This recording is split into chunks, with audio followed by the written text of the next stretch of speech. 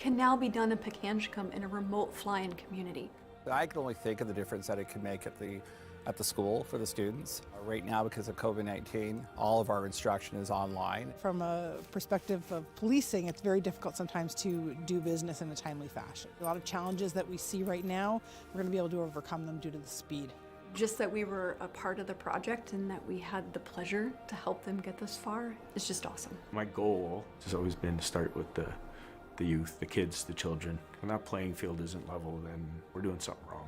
I think what we've done here is that there's still a lot of work to do, but at least they have access to technology and information, and hopefully that playing field is at least a little closer to being level. It's pretty exciting, and I'm sure the community is just as excited as I am today. Everyone deserves to have this kind of service because at this point in history, internet isn't just a luxury, it's a need.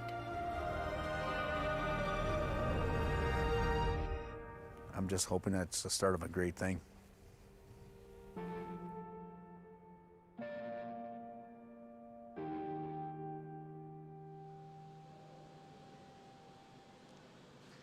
It is so incredible to see the community's excitement and gratitude, and our Starlink team is really proud to be able to help communities like the Pakanchkum First Nation Reservation.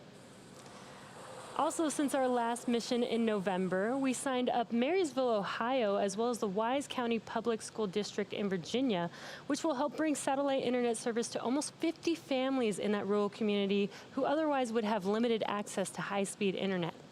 And lastly, earlier this month, we expanded our Better Than Nothing beta program to include customers across the pond in the United Kingdom. Within the northern US and Canada and now the UK, we are focused on rural and remote areas where there is no easy access to fiber or cable. If you're interested in our service, head over to starlink.com for more information.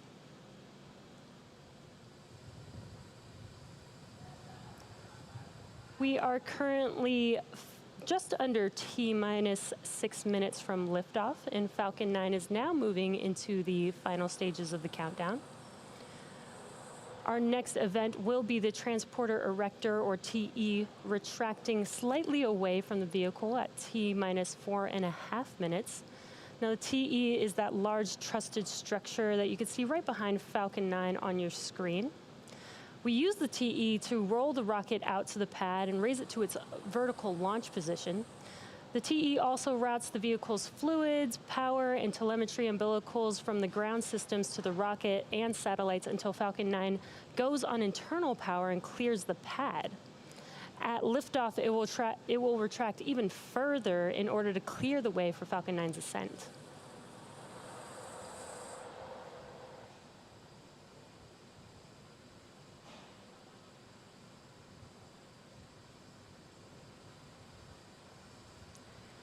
We're just under 25 seconds away from that TE retraction.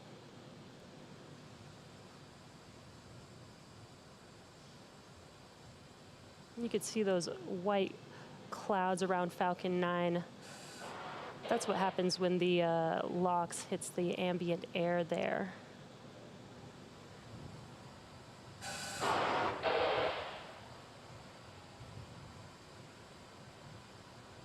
We're just waiting for that TE retraction. We've got a good, nice close-up view here.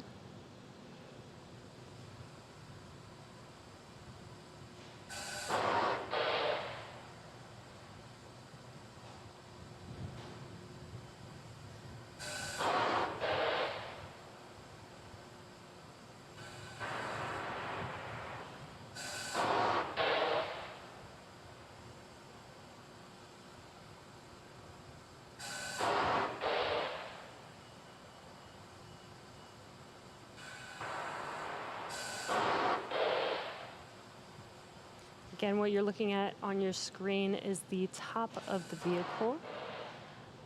And that transporter erector should be retracting here soon.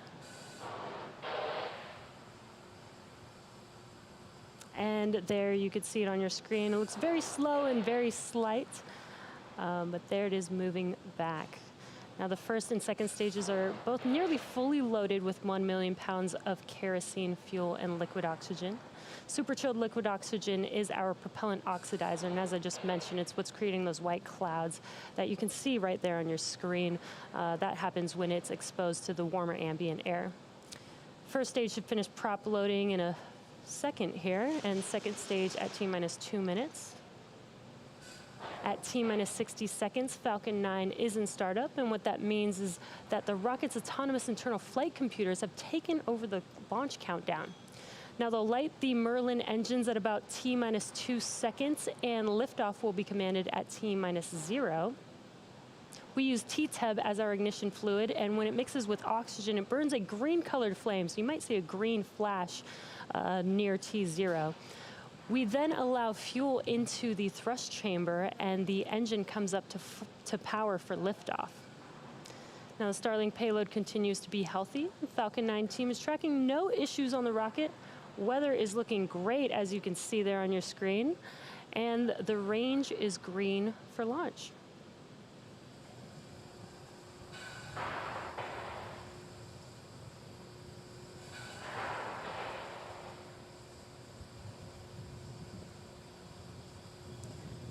And we just passed the T-minus 2 minute mark. Stage 2 locks closed out.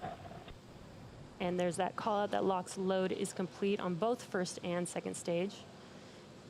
Just about 15 seconds or so, we will start venting out the transporter erector liquid oxygen line.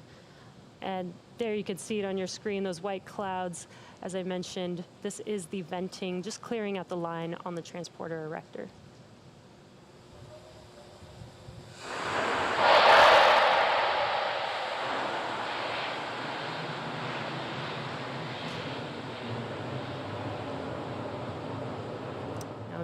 About 15 seconds or so, Falcon 9 will be in startup, and Stage 1 and Stage 2 will begin pressurizing for launch.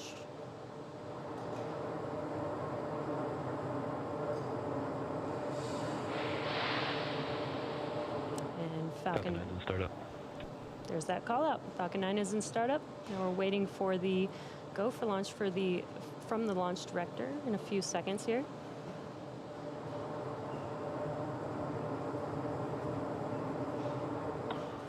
Starlink, Falcon 9, LD is go for launch.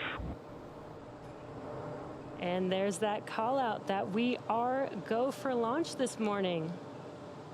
So at T-minus 30 seconds, all systems are go for launch. So let's listen into the terminal count and watch as Falcon 9 takes our Starlink satellites into orbit.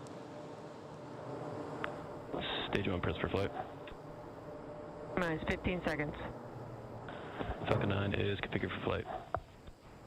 10, 9, 8, 7, 6, 5, 4, 3, 2, 1, 0. Ignition.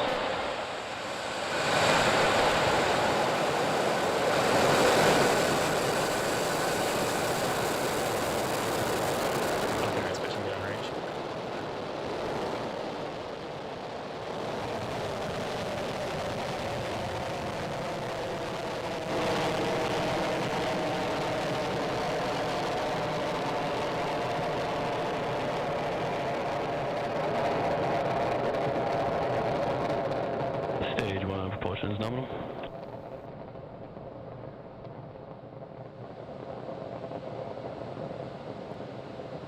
At T-plus 40 seconds, we've got a beautiful view of Falcon 9 successfully lifting off Telemetry is nominal. from Pad 39A at Kennedy Space Center, carrying our stack of Starlink satellites to orbit. And we are throttling down the vehicle, the engines, in preparation for max Q, or maximum aerodynamic pressure. This is the largest structural load that the vehicle sees on ascent, so slowing down the vehicle helps us pass through this short period. Max Q. And there's that call out that we've passed through max Q. Now, in about a minute, we'll have 3 events happening. That'll be main engine cutoff, or what we call MECO, stage separation, and SES-1, which is second engine start 1. Now, MECO is where we shut down all 9 of those M1D engines on the first stage to slow the vehicle down in preparation for stage separation. And that's where the first stage separates from the second stage. first stage will start making its way. Back is chilling. First stage will start making its way back to Earth for landing, while second stage continues on its journey with the third event, which is SES-1, or Second Engine Start 1. And that's where we light up the MVAC engine, and it propels the second stage along with the Starlink satellites to orbit. We've just got some awesome views on the screen. Such a beautiful morning. We're just about 15 seconds away from those three events: MECO, stage separation, and SES-1.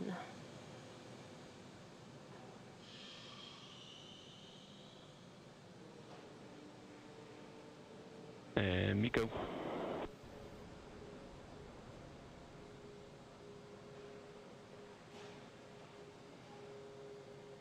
Stage separation confirmed.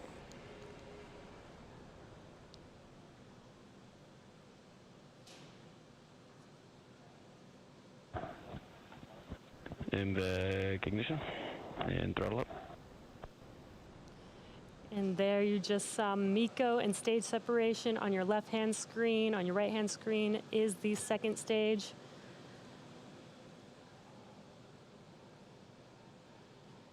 We're waiting on fairing deploy coming up here shortly.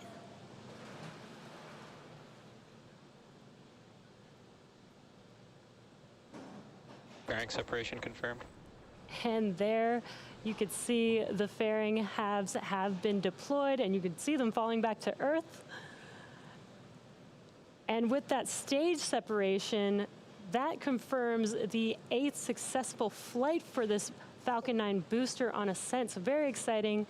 And as a reminder, we will be attempting to recover the fairing halves today with our recovery ships Mystery and Mischief.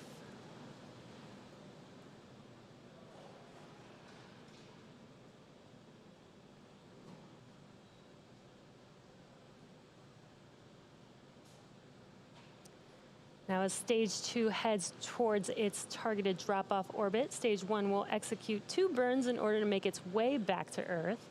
And that first burn is called the entry burn. That's where 3 of the 9 M1D engines will reignite. And Acquisition of signal, Bermuda.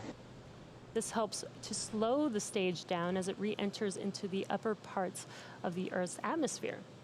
The second and final burn for the first stage is the landing burn. Each of the M1D engines has 190,000 pounds of thrust, which is just enough to slow down the vehicle rapidly to touch down for landing, as the landing burn is just a single engine burn. And again, this is the vehicle's 8th flight, so it is our life leader. It has completed a successful ascent and stage separation, so let's see if we can land it for the 8th time, which will be a first for Falcon 9. Both vehicles are following nominal trajectories. You heard that call out that both vehicles are nominal. Just a little over a minute away from that entry burn start on the first stage. And what you see on your screen is a view looking forward on the left-hand screen. Now we've changed to the looking aft on first stage. And on your right-hand screen is a view of that MVAC engine on second stage.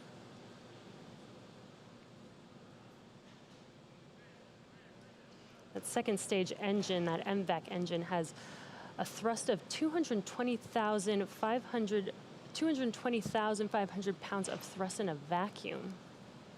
It's a pretty powerful engine there.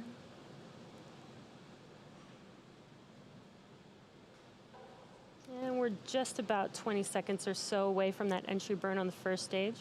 You can see those grid fins are deployed, helping to steer the vehicle. And we do use nitrogen gas burst for attitude control. Stage 1 FTS is saved.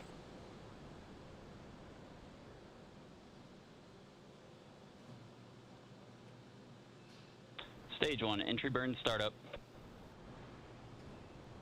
There's that call out and visual of the entry burn on the first stage on your left-hand screen. So it lasts about 20 seconds long.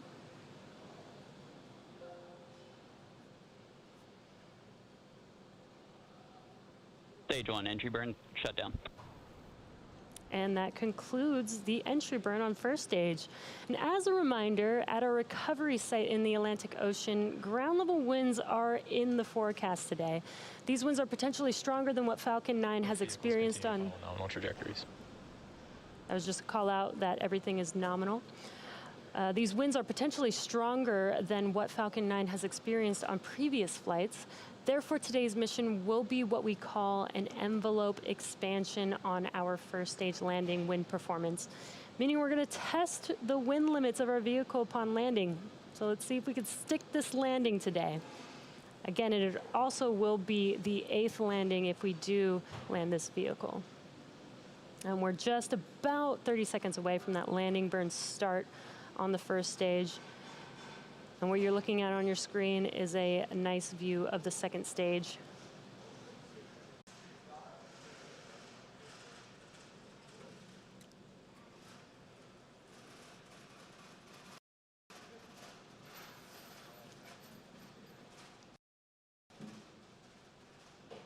Stage 1, landing burn start.